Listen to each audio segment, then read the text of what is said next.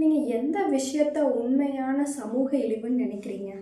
தீண்டாமை, இனவெறி, மதவெறி, பெண்ணியம், போதைப்பழக்கம், குழந்தை தொழிலாளர்கள், ஊழல், சினிமா மோகம், மோசமான நிர்வாகம், இந்த மாதிரி நிறைய விஷயங்கள் இருக்குது. ஆனால் ஒருத்தங்களுடைய சமூக இழிவு அப்படிங்கிறது அறியாமை தான்.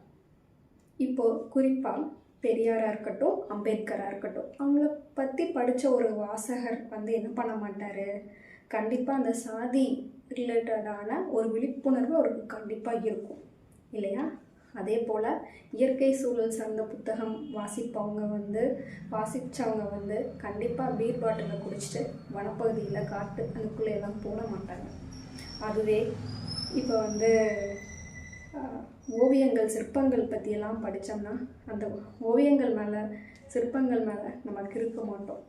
அதே போல் தான் வரலாற்று தலைவர்கள் பற்றியெல்லாம் நிறையா படித்தோம், அட்லீஸ்ட் ஒரு கட்டுரை அது மாதிரிலாம் படித்தோம் அப்படின்னா கண்டிப்பாக நடிகர்களோட படத்துக்கு அந்த கட்டவுட்டுக்கு எல்லாமே பால் அபிஷேகம் பண்ண மாட்டோம் இல்லையா? உண்மையான சமூக சீரழிவு அப்படின்னு சொன்னோம்னா அறியாமை தான். ஸோ நிறையா வாசிங்க. அதாவது நம்ம வாசிக்கிறது மட்டும் நம்ம வாசித்தோம்னா அது அடுத்த தலைமுறையுமே அழகாக வழிநடத்துறதுக்கு உதவி செய்யும். ஸோ அறியாமை தான் நம்முடைய சமூக சீரழிவு. இதையை நம்ம மேம்படுத்தணும், அதுலேருந்து நல்லா இதுக்கு வரணும் அப்படின்னா வாசிப்பு மிகவும் அவசியம்.